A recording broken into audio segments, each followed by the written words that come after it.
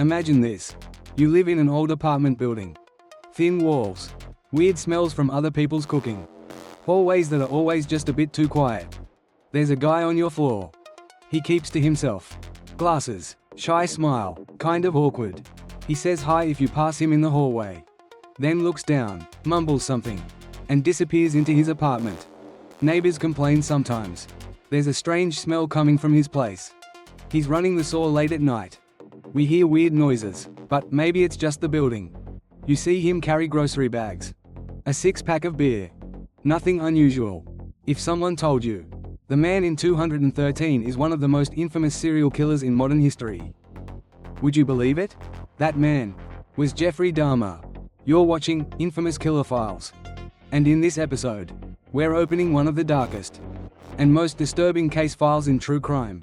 Jeffrey Dahmer, the monster in apartment 213. Before we start, one thing is very clear.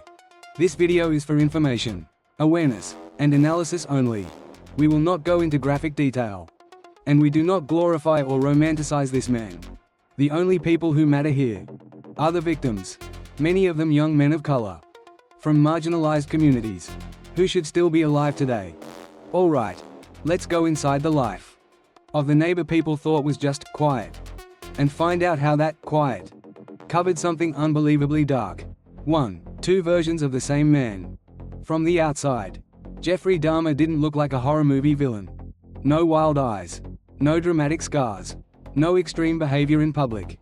He looked like the quiet guy on the bus, the co-worker who never talks much, the neighbor who always seems tired.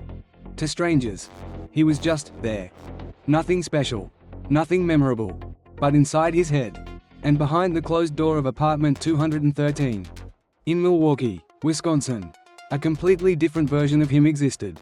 One full of violent fantasies, control, obsession, and a terrifying fear of being abandoned. That gap between how he looked and who he really was is exactly why this case shook the world so hard. 2. Early life, loneliness and obsession. Let's rewind. Jeffrey Dahmer was born in 1960. His childhood wasn't one single dramatic event, but a build-up of problems. He grew up in a house where adults fought a lot, where divorce and emotional distance left him feeling alone. As a kid, he was shy, withdrawn, struggled to fit in. Other children saw him as weird, sometimes ignored him, sometimes made fun of him. He developed an obsession with dead animals. Again, we won't go into graphic detail, but understand this. He didn't just see something dead and walk away. He became curious. Too curious. He wanted to see what was inside, how things were put together, how they came apart. Most kids outgrow weird phases. They discover empathy. They feel bad when other living things are hurt. With Dahmer, those feelings never developed in a healthy way. He learned something dangerous. You can feel powerful over something that cannot fight back. Add into that heavy drinking as a teenager, confusion and shame about his sexuality, no safe place to talk about what he was feeling, and you get a dark, isolated internal world that nobody around him truly saw. 3. The first murder, crossing the line.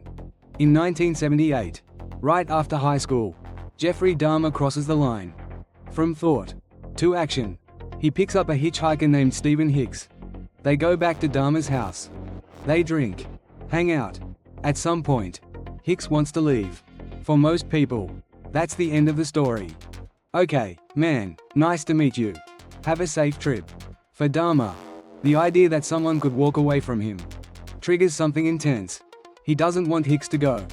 He doesn't want to be alone again. So instead of letting him leave, he does something that will define the rest of his life. He kills him. No one knows what happens that night in complete detail except Dahmer himself. What matters is this. He realizes 2 things. He can act on his darkest thoughts. No one catches him. He doesn't get questioned. He doesn't go to jail. Life moves on. On the surface, he's just a young man with a drinking problem, drifting through jobs and college attempts. But now there is a memory burned into his brain. He crossed the worst line possible, and nothing happened to stop him. 4. Years of drift, the monster in waiting. After that first murder, Dahmer spends years moving through life like a ghost, getting kicked out of college, joining the army, getting discharged, living with relatives, drinking heavily, is not stable, is not improving, is just drifting.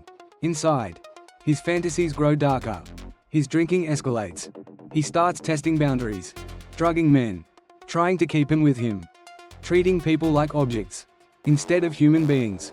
But again, he flies under the radar. He gets in trouble for things like drunken behavior, indecent acts, but nothing that connects him to the possibility of being a killer. No one around him truly understands what he's capable of, and he gets better at hiding it.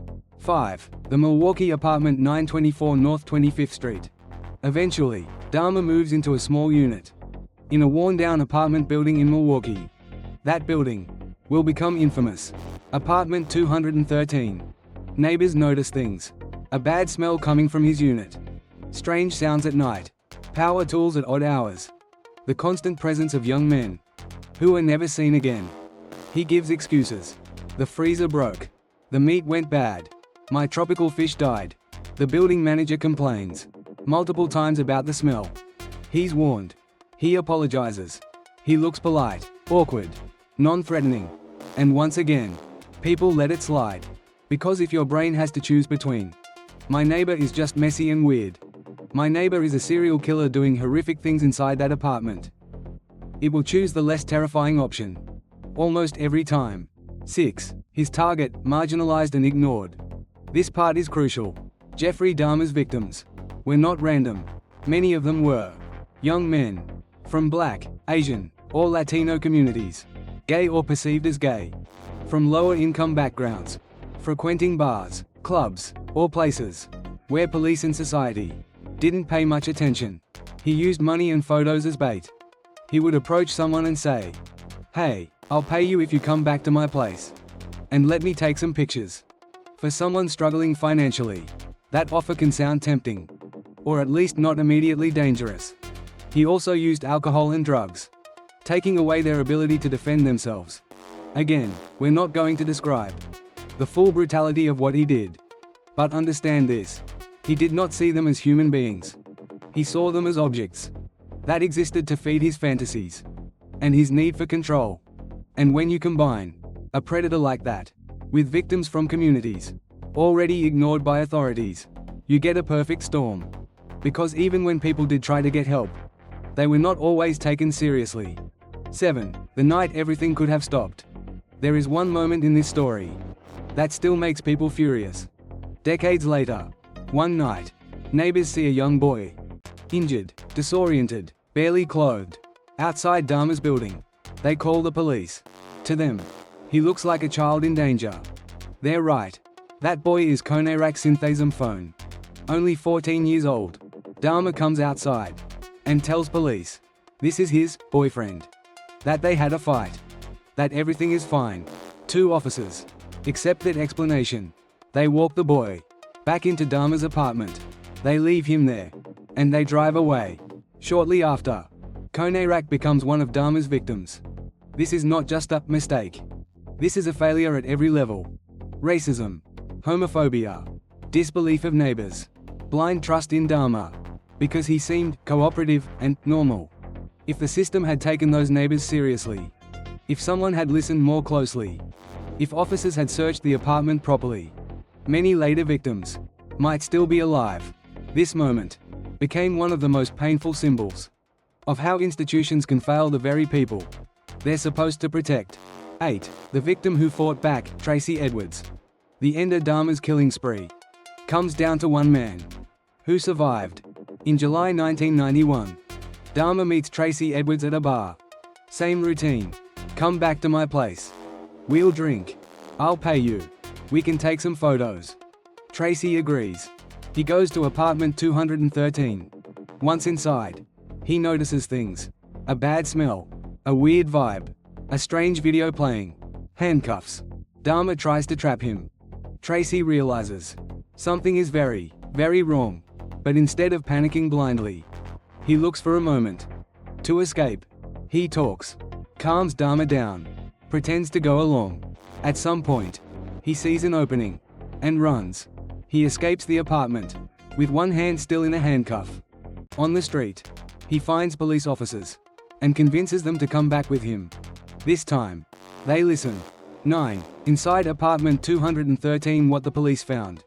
When officers step into Dahmer's apartment, it doesn't take long for things to feel wrong. They see photos that should not exist, evidence of crimes, a smell that is not spoiled food, signs of something much worse. Again, we're not going into graphic detail. What matters is this: they realize, almost all at once, we are not dealing with a small crime. We are standing inside a serial killer's home. They arrest Dahmer on the spot. What started as one man running down the street with a handcuff on his wrist turns into the collapse of a hidden horror that had been going on for years.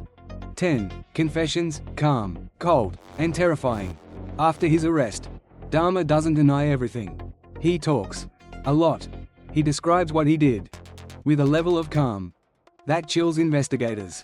No shouting, no dramatic breakdowns, just a quiet, flat voice, explaining unbelievable acts, like he's describing his grocery list. This is where you see how truly disconnected he was from normal human emotion. He talks about loneliness, control, fear of abandonment, wanting people to never leave. He tries to explain his actions through his mental state. Some see this as honesty. Others see it as manipulation. One last way for him to control the story. What's important is his own words. Remove any doubt. He is responsible. He knows what he did. And he knows how long he got away with it. 11. The trial, insanity or evil? At trial, Dahmer's defense team pushes an insanity argument. They argue no normal person could do these things. His mind is clearly disturbed. He should be in a psychiatric institution, not a normal prison. The prosecution argues he knew right from wrong. He planned. He hid evidence. He lied to people. That shows he understood that what he was doing was wrong. The courtroom hears emotional testimony from the families of victims. They talk about sons, brothers, friends who disappeared and never came home. They face Dahmer and tell him exactly what he stole from them. It is raw, painful, real. In the end, the jury decides Jeffrey Dahmer was legally sane when he committed these crimes.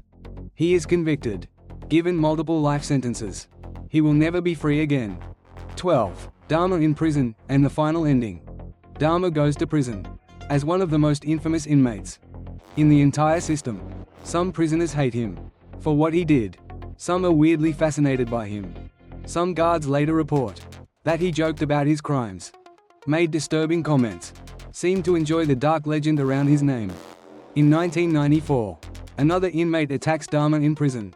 He is beaten and later dies from his injuries. Just like that, his physical life ends. No more interviews, no more confessions, no more chances to control the narrative. But the damage he caused, the trauma, the holes left in families, the scars on a community, does not end with him. It stays. 13. The real story, not just a Netflix serial killer. In recent years, Jeffrey Dahmer's story has been turned into documentaries, dramatized series, endless YouTube videos. And there's a real danger here. The danger is we turn him into a character, some kind of dark anti-hero or horror icon. That is not what this is. This is real. The victims were real. Their families are still alive. Some have spoken out, saying they feel re-traumatized. When new shows and movies focus more on Dahmer than on the people he destroyed. So we have to be careful when we talk about this case. We're not doing it to be entertained by him. We're doing it to understand how he got away with it. Examine how systems failed. See how racism, homophobia, and neglect played a part. And remind ourselves that behind every name in a serial killer story are victims who deserve better. 14. The lessons and the questions. What do we actually learn from the Jeffrey Dahmer case? A few hard truths. Predators often look normal. Not all danger looks like a stranger in a mask. Sometimes it's the quiet neighbor, the socially awkward coworker, the person everyone thinks is harmless. Systems fail marginalized people first. Many of Dahmer's victims were men of color, Or from the LGBTQ+ community. When neighbors called for help. When something was clearly wrong. Their voices weren't properly heard. He seems nice is not a safety measure. Kindness, glasses, a soft voice, a sad story. None of that proves someone is safe. Your instincts matter more than their image. True crime should make us think, not just entertain us. If we finish a documentary or a video like this, and only say, wow, he was crazy, we've missed the point. The real question is, what needs to change? So something like this is harder to get away with next time? Better policing. Better communication between communities and authorities. More seriousness when people report suspicious behavior. Especially when it's about vulnerable victims. And on a personal level, listening to that quiet feeling that says, something about this person, or this situation, is wrong. 15. Your turn. What case should we open next? If you made it to this point, you're not just a casual viewer. You're someone who really wants to understand these cases on a deeper level. So now I want to hear from you. What do you think is the most disturbing part of the Jeffrey Dahmer case? The fact that he looked so normal? The failure of police on the night of Konarak? The way neighbors were ignored? Or how media sometimes focuses more on him than on his victims? Do you think this case would have played out differently today, with phones, social media, and better forensics? Or do you think similar failures could still happen? Comment your thoughts below.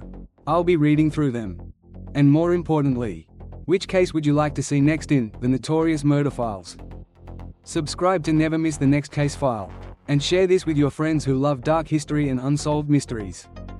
Thanks for watching. See you in the next case.